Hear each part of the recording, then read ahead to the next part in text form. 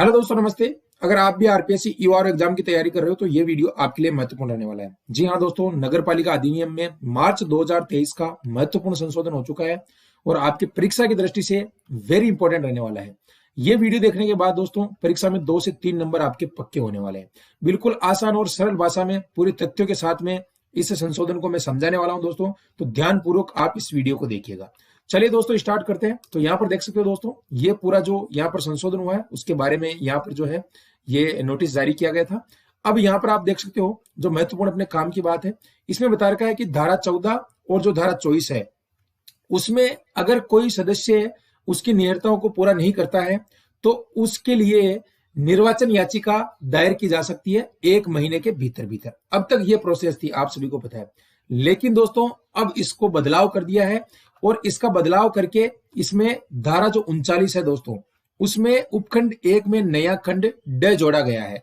अब ये ड जोड़ा गया है तो इसमें क्या होने वाला है वो पूरी जानकारी अपन समझ लेते हैं बिल्कुल आसान भाषा में। तो चलिए दोस्तों यहां पर देख लीजिएगा। पहले मैं आपको इसकी रूपरेखा बताता हूं। यहां पर देख लीजिएगा, राजस्थान नगरपालिका संशोधन विधेयक 2023 सोमवार को सदन में पारित किया गया और इस संशोधन के तहत अब राज्य सरकार निर्वाचन की अयोग्यता रखने वाले नगर पालिका सदस्यों को जांच कर हटा सकेगी। ये चीज पहले भी थी, लेकिन दोस्तों इसमें बदलाव हुआ है कि पहले क्या होता था आपको पता है दोस्तों, जो धारा 31 है आपकी, उसमें बता रखा है कि अगर कोई व्यक्ति अगर धारा 14 या 24 की जो निहारते हैं उसको पूरा नहीं करता है। अब आपको पता है धारा 14 के अंदर क्या है कि वो भारत का नागरिक नहीं है अगर, या फिर वो न्यायालय द्वारा यहाँ पर विकृत घोषित किया गया हो, भ्रष्ट आचरण हो, तो वो उसमें धारा 14 में बता रखा है। इसके बाद दोस्तों जो धारा आपकी 24 है उसके लिए जो सदस्य चुने जाता है, चुना जाने के बाद उसके लिए जो निहरताएं हैं, जैसे कोई लाभ का पद धारण करता हो, दिवालिया घोषित हो, 2 से अधिक संतान हो, तो उसको लेकर कोई भी आम व्यक्ति दोस्तों क्या करता था आपको पता है, धारा 31 के अंतर्गत वो क्या करता था, निर्वाचन याचिका दायर करता था दोस्तों। निर्वाचन याचिका में क्या होता था, कोई भी व्यक्ति दोस्तों 1 माह के भीतर भीतर निर्वाचन याचिका जिला न्यायाधीश के समक्ष प्रस्तुत करता था और जिला न्यायाधीश क्या करता था, उसे दोस्तों यहां पर जांच करता था और जांच करने के बाद राज्य सरकार को क्या सौंपता था, रिपोर्ट। अब राज्य सरकार उसे क्या करती थी दोस्तों, अपने पद से हटा देती थी। अब तक यह समस्या थी।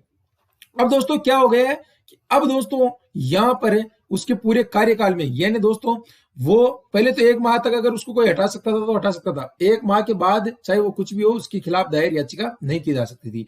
लेकिन अब अगर वो 2 साल जितना भी उसका कार्यकाल है, 5 वर्ष का कार्यकाल है, उसके अंतर्गत कभी भी उसको हटा सकते हैं। ये महत्वपूर्ण संशोधन हो चुका है और ये किसमें हुआ है, धारा 39 के अंदर, ठीक है ना। अब धारा 39 में ये जोड़ा गया है, ये चीजें आपको ध्यान रखना है। यहां पर देख सकते हो, अयोग्य पार्षद व प्रमुखों की कभी भी छुट्टी हो सकती है, चाहे वो पार्षद हो या महापौर हो दोस्तों, कोई भी हो, ठीक है ना, सबके लिए लागू है ये। नगर पालिका, नगर परिषद, नगर निगम, तीनों के अंदर ये जो है ये लागू होगा, ठीक है।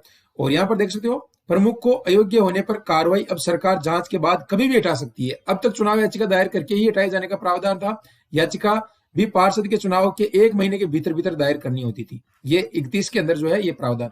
अब यहाँ पर देख सकते हो, पूरा यहाँ पर बता रखा है कि विधानसभा में सोमवार को बिल पास हुआ जिसमें प्रावधान है कि प्रदेश सरकार पार्षदों को हटा सकेगी। ऐसा निर्वाचन की अयोग्यता रखने पर होगा। पार्षद को हटाने की कार्रवाई जांच के बाद होगी, ठीक है, वो तो सही बात है। अब तक ऐसा कोई प्रावधान नहीं था। जो अपने शांति धारीवाल है मंत्री, यूडीएच मंत्री, उन्होंने कहा कि संशोधन से राज्य सरकार निर्वाचन की अयोग्यता रखने वाले नागरिक नगरपालिका सदस्यों को जांच कर हटा सकेगी। अब निर्वाचन की अयोग्यता रखने वाले सदस्यों को चुनाव याचिका के माध्यम से हटाने का प्रावधान है। ये याचिका भी निर्वाचन की तिथि से 1 महीने के अंदर दायर होनी चाहिए थी। ये प्रावधान था पहले।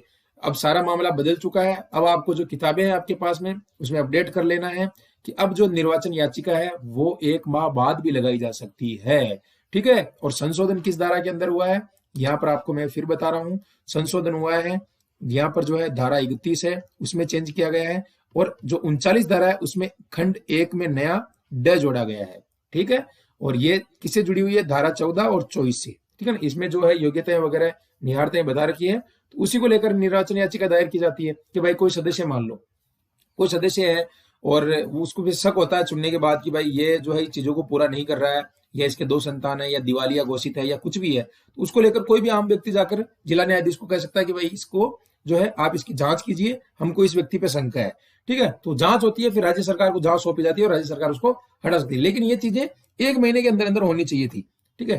तो अब आपको पता है 1 महीने में नहीं होती है तो फिर वो उसी पद पे बना रहता था, लेकिन अब चीजें यहाँ पर ज्यादा हो चुकी है। अब आराम से 5 साल तक भी उसके खिलाफ याचिका दायर की जा सकती है। तो ये महत्वपूर्ण है चीजें हैं दोस्तों, ध्यान रख लेना। 2 से 3 नंबर आपके पक्के होने वाले हैं और 20 मार्च को ये संशोधन हुआ है यहाँ पर, तो अपडेट कर लेना आप सभी।